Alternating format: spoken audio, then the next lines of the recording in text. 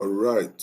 So in this video, we'll be talking about which of these is better in e-commerce. Okay. So we'll be talking about dropshipping versus holding inventory, which is also known as stocks, holding stocks. Okay. I also share the pros and cons of both of them. Okay, so you can make a better decision if this is something you want to make a decision on, right? All right, so what is drop shipping and what is holding inventory, right? So drop shipping, when it comes to drop shipping, as a store owner, you don't hold physical inventory.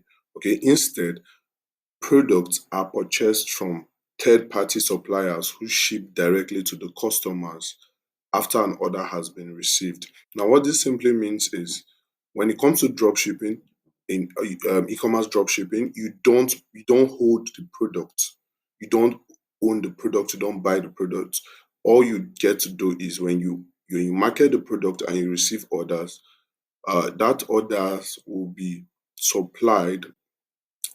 to the suppliers who would then ship it or deliver it to your customers.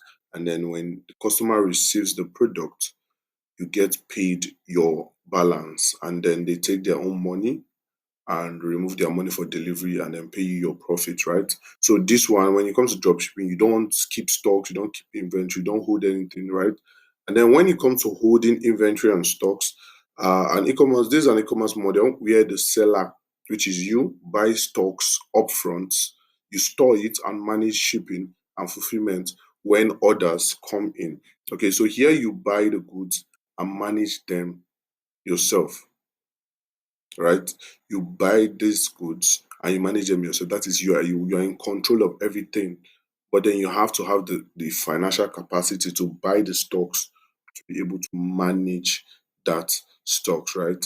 So yeah, now let's talk about the pros and cons of each of them. So let's start with the pros of drop shipping, and then we'll go to that of keeping stocks and holding the inventory, right? So one of the pros of drop shipping is that it requires a low startup cost.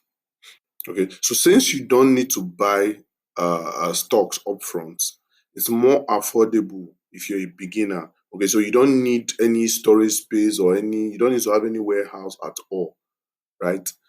You don't need to buy any stocks, you don't need to have any warehouse. Okay. Another advantage of drop shipping is that it reduces the risk for you as a beginner. You only purchase products after a customer has placed an order. So you avoid the risk of holding unsold stock.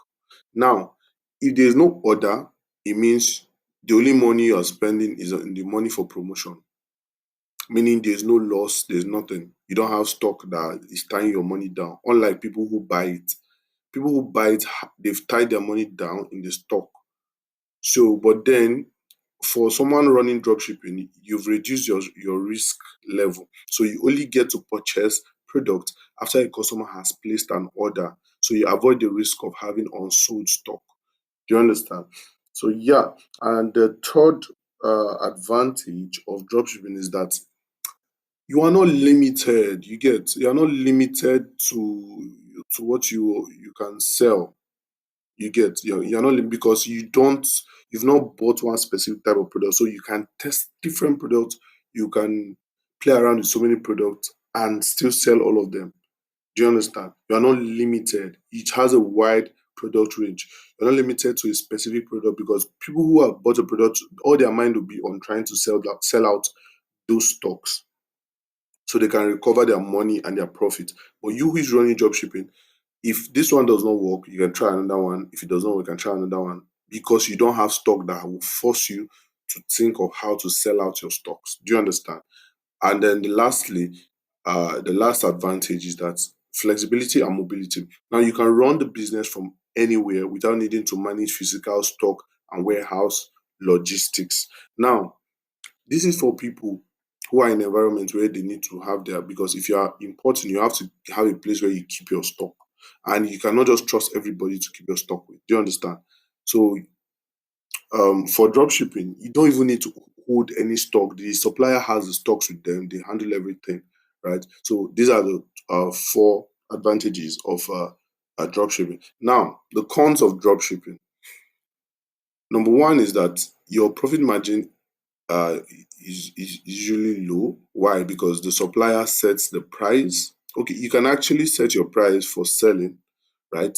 Okay, but then the shipping fees and other fees attached are set by the supplier. You don't have control over that. So your margin are generally lower compared to when you are holding your own inventory, your own stocks. Do you understand? When you're holding your own stocks, you control a lot of things. You can tell you can find an alternative delivery agent to deliver at a lower cost. You can send it out yourself, whatever. Do you get my point? Okay. So another disadvantage of dropshipping is that you have less control over quality and shipping. Okay. You you rely on your supplier for product quality and timely shipping, which can sometimes lead to customer dissatisfaction. Now, what this means is for example, let's say you have an order, right? And maybe the man said he wants it by 2 o'clock. If this your supplier is a very reluctant person, they will not deliver that thing by 2 o'clock because maybe he has other things he's doing or stores, or she has other things she's doing. You know, you don't have control over that shipping, that control, you don't have it. Do you understand? You cannot give command that please do this thing now. I want you to do it now. Leave everything else and do it now. Okay. And another thing is quality. You don't even have control over quality. You've not checked it. You are doing everything blindly. You've not even bought any, you understand? So yeah, you don't have much control over those. Okay. Another disadvantage is that stock availability issues. Okay, I've had cases whereby I'll start running a product or start selling a product, and when I have a downpour of orders, the suppliers will tell me they are out of stock, which doesn't make any sense. Do you understand? So suppliers may run out of stock without notifying you, leading to delays and cancelled orders and loss in ad spend because you've spent money to get those orders and you cannot recover that money back because your suppliers have run out of stock. Do you understand? But if you've bought these things yourself, you know the availability of your stock, you know what you are looking at, you know what you are trying to achieve. Do you get? So yeah. Another disadvantage is that it's difficult to build a brand when you're drop shipping because you have little control over packaging and customer experience since products are shipped directly from suppliers. Now, if you buy this product, you can take your brand stuffs and put on it. You can slap your brand what they call it label on this product, right? You can slap it on it and push it, right? But um when the supplier is the one doing everything, you don't have control over that, and it's hard to build a brand, a solid brand with that, right? Now, let's go to the pros and cons of holding stocks, right? So, like I said, this is just to give you an overview so you understand the advantages and disadvantages, and then you make better decisions when you're informed. You understand? Now that you're informed, you will make better decisions. Now, the number one advantage of holding stocks is number one is that you have a high profit margin, right? Buying products in bulk allows you to negotiate lower prices, leading to better margins when you sell at retail price. Yeah. When you're buying one product and they're selling it for 15,000 naira or they're selling it for 30,000 naira and you're trying to buy like 50 pieces of that product, the supplier will definitely be able to negotiate down to something reasonable for you. Maybe if you're getting it for 15, they can sell it to you for 12,000 naira. That 3,000 naira margin is a huge number if you multiply it by 50. Now, that if you multiply it by 50, is a lot of money that have been saved because you bought in large quantity, right? Another advantage is that you have full control over shipping. Okay, you manage your own fulfillment, allowing you to ensure quicker delivery time and better customer service. Okay, full control. You have full control over your shipping. You don't rely on anybody. You have full control. You tell your logistics, do this, do that, do this, do that. That is their work. Okay, that is their work. The agent, their work, that is not their work. Their work is to simply sell. Whenever they are ready, they go and deliver or whatever. You understand?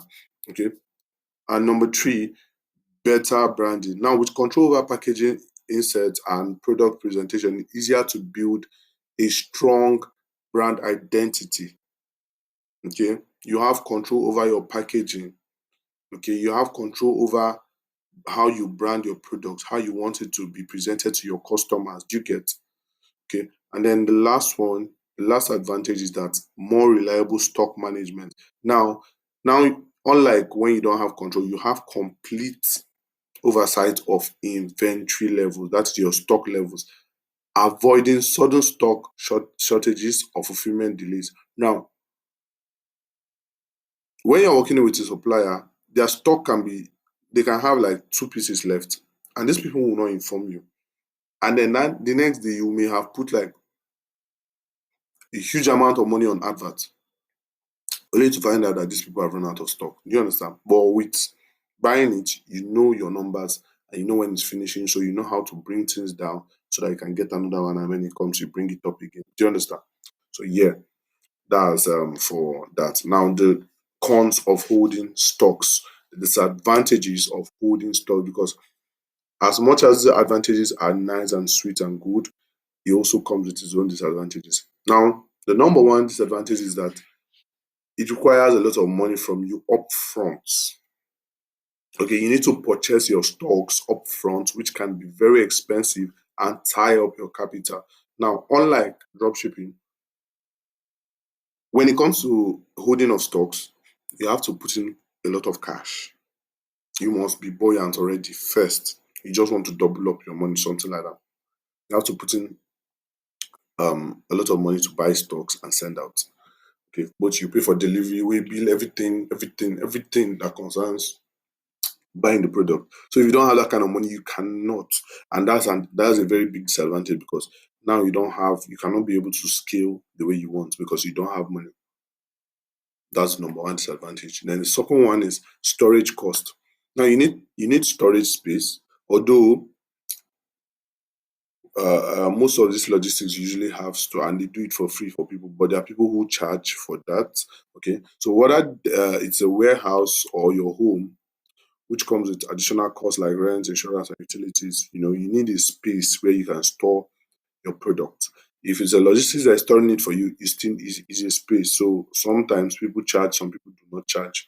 Few people, I've not met a lot of people who charge for that, but I've met people who charge for that and have paid for stock, storing my stock in their warehouse houses before for warehousing. Yeah. Okay. So another disadvantage of holding stocks is you risk having unsold stocks or inventories, right? If a product does not sell well, that is as you expect, you are stuck with that stock, you are stuck with that inventory, which can lead to losses. That is your capital has been tied down, you cannot recover it, and you're trying to sell out this product. So that's another disadvantage. That is why before you market a product, before you push a product, you have to do your test. You have to make sure you've confirmed, and then you scale up gradually. You don't go and buy 1,000 pieces immediately. No, you don't do things like that. You scale up gradually. Do you understand? Okay. So more time consuming. Okay, that's another disadvantage. Okay, managing storage, packaging, and shipping is intensive, especially as your business grows. And this is true because when it comes to when you're holding your stock,